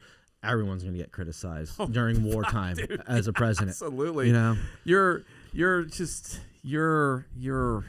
There's nothing you can do right. There's no one as a fucking leader during wartime. No one can go back and be like, oh yeah, he did everything exactly the way we wanted him, and so he's supposed to do. Absolutely. All our wartime presidents, someone pissed somebody off. Yeah. There's always somebody who's going to be upset and said, oh, wow, well, you could have saved the flowers on that one. So that is super cool, and I'm really happy, and I'm proud to know that you were a part of that that initiative, if you will, because it's going to continue to. I think that is a legacy, and that was going to be one of my questions, like, what is your legacy of sorts? And being able to promote that, like that program moving forward, and it is going to be something that we see for so long, because it is a powerful message that when people get a chance to go to that exhibit and not just see the portraits, but actually read the stories, because he did all the stories for the for the book as well. You know, he did the time, he did the research to put all that information into the book. What people don't realize is that, I mean, that's not easy either. The bio on the page that I'm on, like, it's an outdated bio prior to that. I wish they would have used a newer bio, but it's still a good bio. Nice. But it's cool. Like, if you ever, I'll send you a copy. Do man. that. Freaking just go through anybody's stories and just read them. Yeah, it's just cool, just reading their stories and looking at the portraits, man. It's pretty damn cool. All right, so that is pretty neat. Then you took up scuba diving. Yeah, did some scuba diving some years back. My buddy Nick Powers runs a amazing organization out in there in Roatan, Honduras, where he love sends that area. Wounded veterans, suffering from either physical or mental traumas, and he certifies them at least open water within that first week there in Roatan. It's beautiful. Oh, dude, clear diving water. The most amazing place. I'm a fair weather diver, okay? Like, I'm a fair weather golfer. I'm a fair weather guy. Me doing grunt shit is fucking done. That's in our past. Hey, I was going to ask you. I don't know if Joe was involved at that time. Joe Hahn, did you get a chance? He's involved with the program now, but I don't know if he was in. I'm not sure if he was. I don't think he was. I think he can't. I think he was after. Yeah, I think he came on after. You know what? Yeah, because Nick and I were still good friends. Nice. Me and him fucking play PC games together. Oh, very cool. But he was telling me about. Yeah, Joe's a team guy. Yeah. Good guy too. So I'm glad to see that he's involved in that project. You had a really circuitous route eventually getting you to Black Rifle Coffee Company and directing, I guess is a better way to say, the fund. Let's talk a little bit about that. Okay, I mean, the experience, how I got there, I mean, obviously life experience is not education, because I don't have the fucking education or the formal education. Understood. My life experiences has gotten me to where I'm at, and I'm very grateful for that, because not a lot of people have had that. Unfortunately, I had to eat a lot of shit, but I'm where I'm at because of that, and I'm very fortunate, very thankful for that. So, yeah, transition out, didn't know what I was doing for first few years or so. I did kind of some contract work then, DOD contract work then. Nice. And then I worked, right down the road here, American Apparel with Wes, Whitlock down there. Yeah. Much love to that guy working there. His freaking it got me a lot of experience learning operations for a business. Nice. Yeah. But unfortunately, things didn't pan out. But no bad blood. Wes, I love Wes to death. He's doing great things over there and stuff. And I'm very fortunate. I thank him for that, and I thank that for that opportunity. So I learned experience about business there. Yeah. And also was actually kind of working for the prosthetic company at the time too, as a contractor. Nice. Doing like patient advocacy, product management, not product champion. Nice. Is what they call it. Nice. Really, it's just like, you know, you're showcasing their product, but also you're doing patient advocacy for possible patients across the country. So I did that a lot, going to VAs across the country with the team, not medical team, but their clinical team. Oh, gotcha. And you know, showcasing this product, but you know, just one-on-one getting to know some of these people with similar amputations as mine, because mine's all the way up to the hip. Yeah. So that's not a very common lower extremity amputation. Huh. And if it is, the common part about that amputation is the user or the patient or the person doesn't usually wear a prosthesis, and usually on like, you know, side sticks or a wheelchair. Yeah. Most of the time they might use it sometimes, but they're not on it all day every day, most cases. Interesting. Is that just because the technology for the prosthetics wasn't there yet? I mean, back then, yeah, there's some technologies that wasn't made available like I have now. Yeah. But also it's a very uncommon socket fitting process as compared to someone with an above knee amputation or below knee amputation or whatever. For sure. Okay. Because the socket fits around whatever like residual limb is there, and then kind of wraps around the waist is the best way to like secure it and support it. Yeah. So it's not very comfortable, because like constantly, like right now, it feels like I'm wearing a freaking girdle all day. It's tight up on my stomach. Yeah, it's got to be. And so like it's constantly just pushing up against it. But I'm used to it. I've done it for 15 years now, so I've learned to adapt. Got it. So a lot of people, that's the hard part, is learning to adapt to the feeling of that. Yeah. And walking on that. Yeah. You know, for a long, because it could be very like the fitting process is very, very intimate and very like, you know, everyone has different shapes and sizes, and everyone likes it a certain different way. Absolutely, man. So I was doing a lot of helping that with that corporation. Oser is a product, and they is the company that do it, and they taking care of me. And you know, the leg that I have on now is freaking amazing. I love it. You know, but I freaking would go across country, talk to patients, and do all that stuff, and learning, you know, business stuff, working under Rogue American. Yeah. And then just being part of a lot of philanthropic efforts over the years.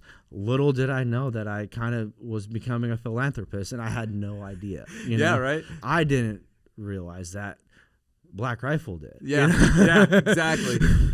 It's so true, though. So they see that. I mean, that's one of the things that I've always appreciated about Evan is he can see talent. Yeah, he that's it. Yeah. Like I didn't even fucking realize that. Even though that was an option in my life, you know.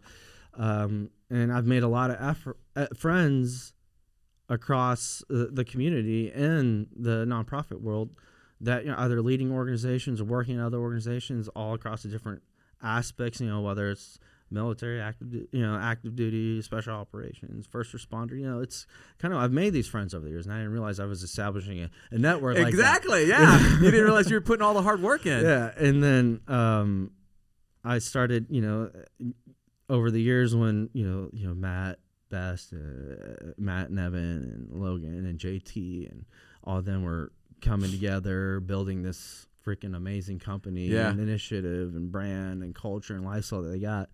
You know, I kind of, you know, we're all running in kind of the same little circles. We're all kind of like, it's true. That's how I kind of got to know some people. Like same with you. It's like we're all running in the same circles. You got to know them, and then kind of like kept in touch. And then 2019 or 2020, I started, you know, kind of like, you know, hanging around, I guess, more. Or I was like at events or where places where Evan and Logan and like Black Rifle was at, and like we just all kind of like retouched base again. And and then I was hired on as an ambassador. Yeah. For a little while in 2021, early 2021, last year, or later 2020, early 2020, whatever. And then the BRCC fund, you know, we started April 2021 was the official kickoff month, day, time was in April last year, 2021. And I came on to help, not help, but to assist with some efforts there and like be an ambassador for the company and all that. But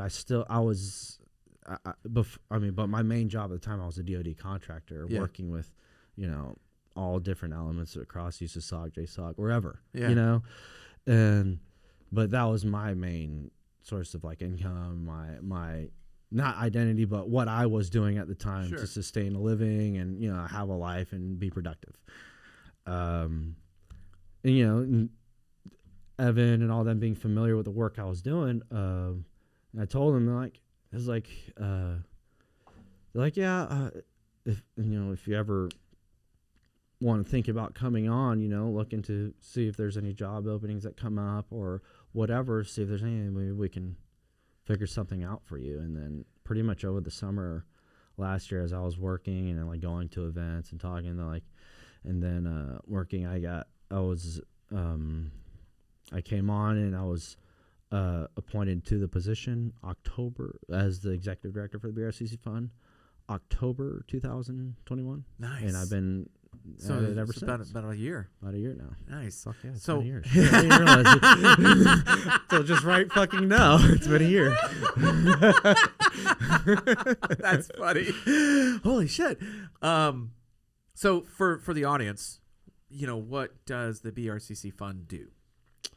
The inception of the fund, the intent was, so, you know, we all know COVID happened. Yeah. And it caused a lot of stresses across the whole fucking world with shutdowns and everything. And so 2020, you know, there were shutdowns happening. 2021 shutdowns were still affected businesses and all that. So the whole idea was like, we have people that we know across the community, our veterans, our first friends of ours, people that loved our brand, but, you know, our friends and people that we know as well, or person, whatever, just can't make no money because they're not getting any revenue, nothing, no business.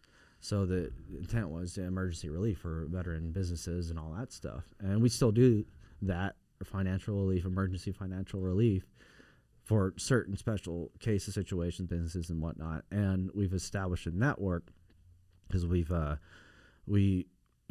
funded a medical research program with 107 Foundation, where they what they're doing is they're putting out a study of what of their finding is why and what and how are these medical SMEs can properly diagnose a veteran that are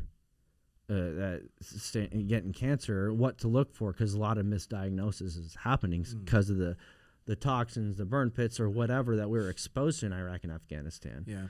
So what I do know, there I have a whole study. I can get into some detail. I can get into detail, but it would take too long. Yeah. But the number that really got me, that hit me hard, was like OIF, OEF veterans are something like 3 to 4 times more likely to get a form of like cancer, colon, some kind of cancer. I had to read the exact numbers, but we are more likely, and a lot of people are. It's happening too right now, and it's coming out now, or they're dealing with it after, you know, been out for years. Yeah. And it's our generation's Agent Orange, you know. Whoa. And it's bad. I can send you those findings absolutely. if you want. And Without a doubt. So we've established a network with them and with SOCF, Special Operations Care Fund, and other organizations and all that, where we can come together. Like a case will hit one of us, will hit our email or get brought to us. Uh-huh. There's been a couple. There was one early this year, and one I'm working right now, where an operator out of the SMU out of Fort Bragg, operator for fucking ever. Yeah. You know, 20 some odd years, I think, forever. And he got some kind of cancer. I think it was colon. I can't remember exactly.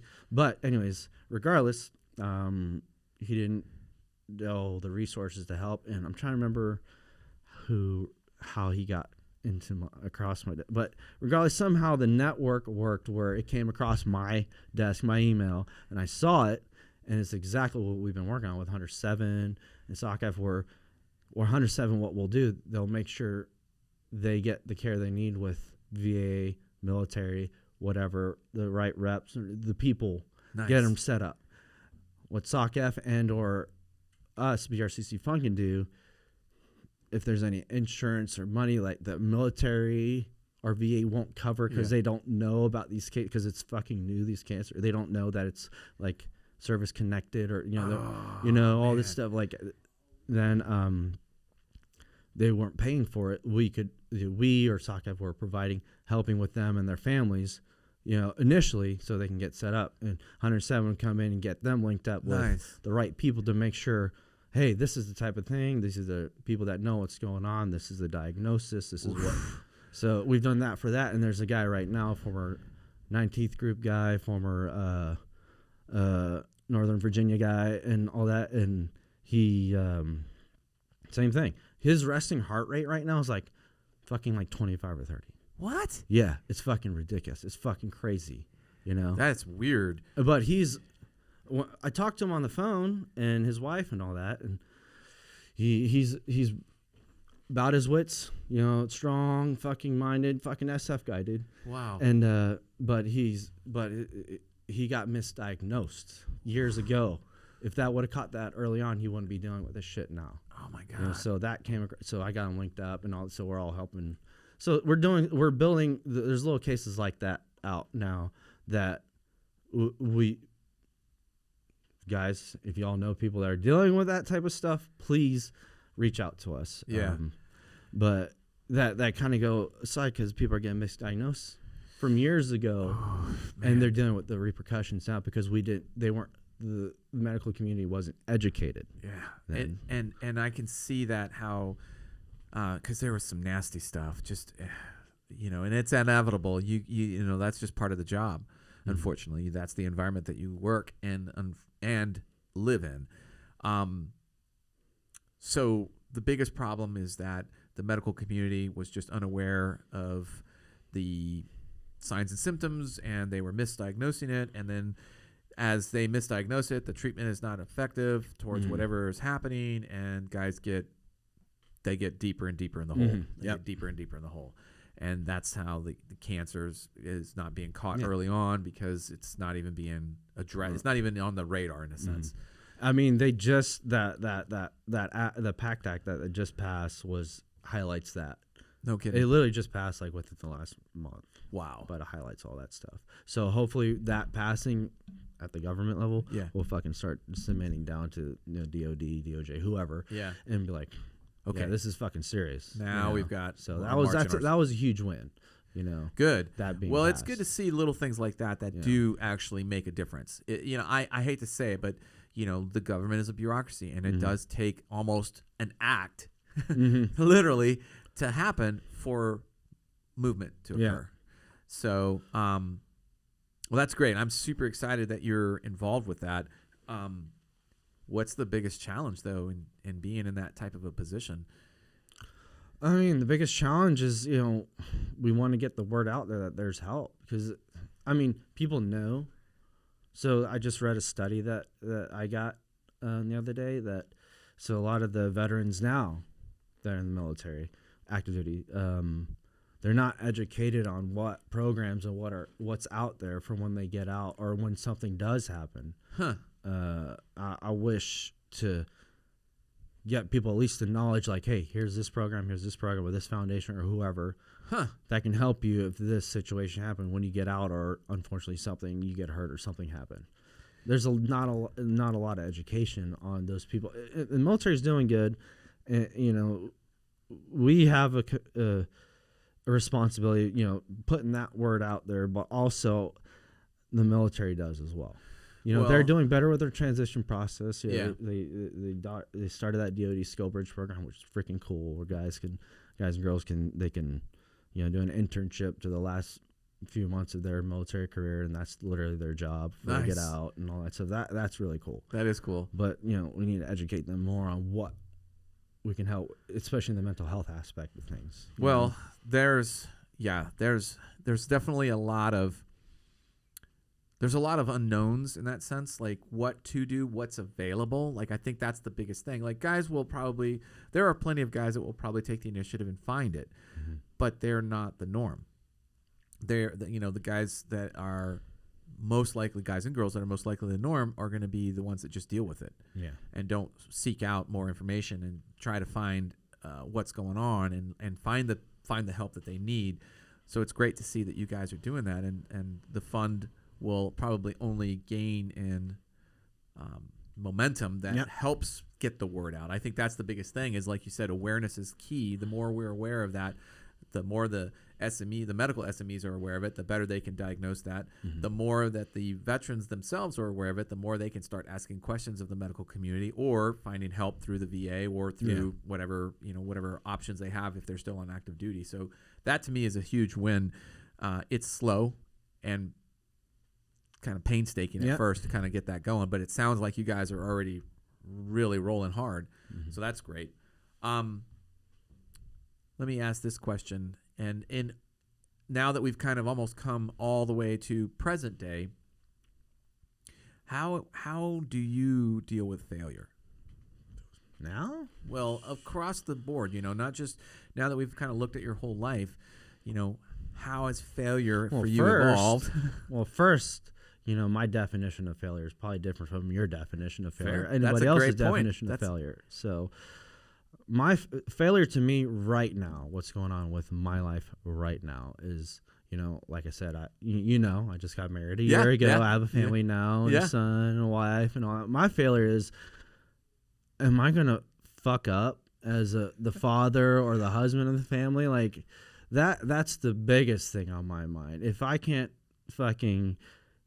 get that shit together, then how am I supposed to do like my work or anything else? Without a doubt. So that's my biggest thing. Like work, yes, I can fail with some things at work, but I won't beat myself up as much over that than if it was with my fucking family. Nice. And how I would deal with that if I was to fail, I guess it would matter on the level of failure. Without question. Without question. If it was an absolute fucking fuck up,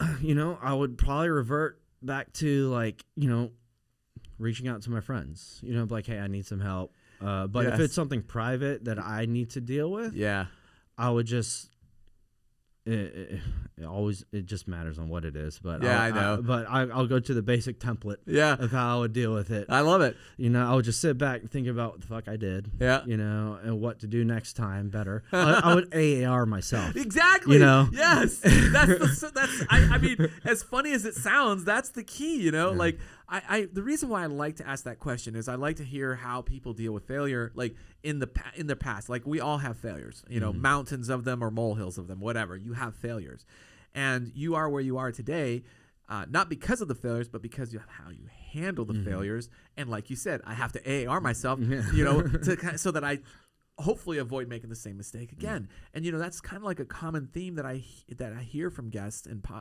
on the podcast is like, we all, like, most of the guests are not so wrapped up in failing. They recognize that's just part of life. We can't, you can't make an omelet without breaking an egg. But where they stand out above a lot of other people is in how they look at that failure and how they process it. And, that also can be tied into how they manage challenges, how they manage obstacles. It's the same kind of like that process. Let me template, like you use the word template, right? Which is awesome because again, same message, just different wording. It's really the same. And I think what I hope people that are listening can take away is that it's failures, challenges, obstacles, they are all part of life. We need to manage that. What really, and I wasn't sure where you were going with, I define failure kind of differently, but I think a simple way to start with that is, failing to me would be giving up. Not moving forward. That would be failing. That's complete total. Yeah, exactly. Failure, And that to me is like unacceptable. Like I need to keep moving forward. Even if I keep making the same mistake, I need to keep moving forward. I know if I ever completely and total fucked up like that, just like I said, I'd, do what I always do, reach out to my network, think about, okay, reach out to my peers, my mentors or friends or whatever. So true. Like, hey man, like I just, whatever. And it's a great thing. I'm so happy that you mentioned that, peers and mentors, because that's one of the the hierarchical structures within the military is that we have our peers and we have our mentors. And, I don't like when you leave the service that you kind of like if you don't create it yourself, you can kind of miss the boat on that. And that's one of the things that I try to encourage people is like create your own little group of peers, but also stay in contact with, your connections, wherever you can. And also mentors that can help you along this path. Another thing I should say on here, the other thing that's actually absolutely helped me within the last year, please, personally, is my wife, my best friend. She's like literally the person I dumped all my shit on, and she's accepted all of it, and she did the same to me. I accepted all of it, so like, that goes back to the strong family support that you started with, and I love how you say my best friend because, I hope that as you spouses can look at one another not just as spouses but as best friends and work through the challenges, work through the difficult times and all those things that are part of life but the nice thing about it is that when you get to do that with somebody else, it's like your battle buddy. You get there's somebody there with you. You're not alone. You're going through it together, and that makes a huge difference. Well, let's start wrapping things up with one last question. What is the biggest takeaway you want the listeners to learn? Biggest takeaway. And so many things I could say. So many things I could say. We'll pick the biggest one. Just one big thing. Oh, man. Well, you can just start doing push-ups till you figure one out. I'm no fucking Ray, I know fucking. I'm not no cool Navy SEAL Ray care doing fucking push-ups. I love him to death, but fucking he'll just start knocking them out, and he'll give me shit if I don't do them with him. For sure. And I'll fucking die at like fucking 15 probably. Yeah. Well, I think he's a machine when it comes to that. So I don't think there's a lot of people that can do that. If there's something that I could take, at least someone could take away, like if someone that was listening to this had heard some of the things that we talked about, like what the fund is doing, that need that type of help. Yeah. If that's a takeaway, like one viewer is watching this and they hear that, and they're like, oh, I know somebody, or I'm dealing with that shit, and they reach out to me, that's a huge fucking win. 100%. I don't care. Like, yes, I would love to know every single case, every person, every family that's dealing with this stuff or dealing with something like that. I would like to know. Yeah. I would love to know and see how we can help every single one of those out. Yeah. But it's getting that word out there that there's at least some kind of network or support, or I can get an answer for that family dealing with that stuff, or that veteran dealing with that stuff. So that's huge, though. I mean, that's a big thing, because you're right. If one person that's listening or watching knows somebody that is dealing with this situation, misdiagnosis, cancer-related, and they reach out, that is, without a doubt, the biggest win we can have. Yeah. All right. One more thing. One more win. Oh, don't be a douchebag. True. The lesson learned: don't be a douchebag. Be nice, as everybody else likes to say. Positivity. All right. Positivity. All right. Where can people learn more about you and the fund? I mean, if you want to learn more about me, you can always go to my Instagram. That's right. JAYLIMP. JLimp. That's it. I love that one too. It's so funny over the years when I changed it to that handle, the misinterpretation I've gotten from that. Until people realize I have an amputation. Yeah. I've always known you that way. So until you just said it, I was like, oh, I never even thought of it that way. But that makes sense now. So I love it. I don't care. Like, there's been times where I've posted something and someone be like, oh, what is a J Limp dick? I'm like, and then they realize quickly that I'm I'm a person with the amputation. My foot out of my mouth, and then they're like, oh fuck, foot and mouth. Let me pull that shit out. Well, what about the fund? Where can folks go to learn more about the fund? The BRCC fund, simple. You can go to our website. That's always a good source, brccfund.org. Or you can go to all of our social channels. We're on Facebook, Instagram, LinkedIn, BRCC Fund. We'll make sure to put that in the show notes as well. So, and also if you just want to reach out to the BRCC fund, yes, go to the website. Highly encourage you to the website. Always updating, always ever evolving that website. Nice. Or the quick way, if you don't want to do that, you just want to email info@brccfund.org, and if you have a question or whatever, perfect. We'll get that stuff. That's pretty awesome. All right, folks. Well, that's a wrap. I want to thank you, Jay, for coming on the show. I want to thank the folks for tuning in. Thanks for all your support. Thanks for our sponsors, and thanks to the men and women who are holding the line. You can check out all the previous podcasts by visiting bulletproofworkshop.com. Learn more about me and training opportunities by visiting tridentconcepts.com. Until then, I'm Jeff Gonzalez, and you're listening to the Bulletproof Workshop podcast. Stay safe or be dangerous. Thank you, Jeff. My pleasure.